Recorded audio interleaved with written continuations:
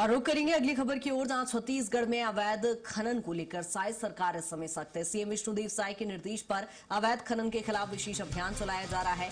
अप्रैल मई 2026 में 1747 मामलों में कार्रवाई करते हुए सरकार ने 6 करोड़ 49 लाख रुपए ज्यादा की दांडिक राशि वसूली है। इनमें 1487 अवैध परिवहन, 231 अवैध उत्खनन और 29 अवैध भंडारण के प्रकरण शामिल है। और कार्रवाई और जुर्माने की वसूली में रायपुर जिला सबसे आगे रहा। साय सरकार ने नियम सख्त करते हुए अवैध परिवहन पर प्रति टन 2000 रुपए शुल्क और खनिज मूल्य वसूली का प्रावधान किया है। सीएम ने साफ कहा है कि खनिज संसाधनों की लूट किसी भी कीमत पर बर्दाश्त नहीं की जाएगी।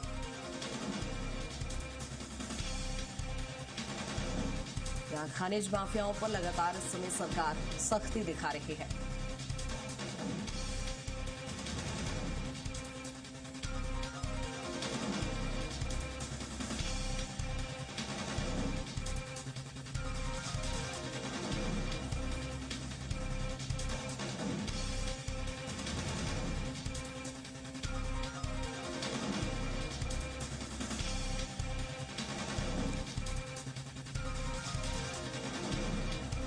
आपको बता दें कि इस समय अवैध खनन के खिलाफ लगातार सरकार के द्वारा अवैध खनन को लेकर अभियान चलाए जा रहे हैं। इसी पर ज्यादा जानकारी के साथ एक बार फिर दिलीप हमारे साथ जुड़ गए। दिलीप, लगातार देख रहे हैं छत्तीसगढ़ सरकार इस समय अवैध उत्खनन करने वालों पर शिकंजा कस रही है, अभियान चलाए जा रहे हैं विशेष।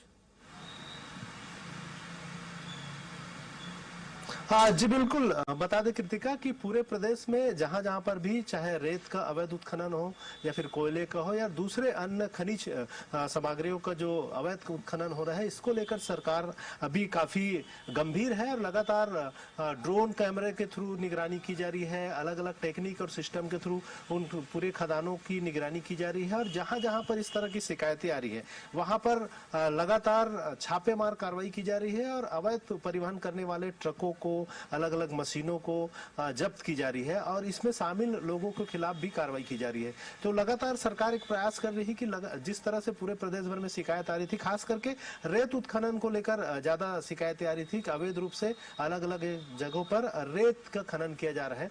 इस पे रेत माफियाओं पर लगातार सख्ती बरतते हुए सरकार ने पूरे जो नदी है उन्हें ड्रोन सिस्टम से निगरानी के लिए व्यवस्था की है और सैटेलाइट के माध्यम से उस पर भी निगरानी की जा रही ताकि रात में भी ऐसे खदान जहां पर अवैध रूप से काम हो रहे हैं उसको जियो टैगिंग के माध्यम से देखा जा सकता है। एक ऐसा सिस्टम डेवलप किया गया है जिसके माध्यम से अगर रात में भी वहां पर अवैध रूप से उत्खनन हो रहा है तो उसे देखा जा सकता है सैटेलाइट के थ्रू और फिर उसके बाद वहां पर सख्त कार्रवाई की जा रही है। तो लगातार जो खनिज विभाग के संचालक है रजत बंसल, उनके निर्देश पर यह कार्रवाई हो रही है और जहां जहां पर इस तरह की शिकायतें हो रही है उस पर पुलिस प्रशासन सख्त कार्रवाई कर रही है। ठीक है दिलीप, लेकिन धरातल पर इसका असर कितना दिखाई दे रहा है? क्योंकि अवैध भंडारण पर भी कार्रवाई की जा रही है, लेकिन इससे पहले हमने धान खरीदी जब चल रही थी तो अवैध भंडारण भी देखे गए। धरातल पर कितना इम्पैक्ट है?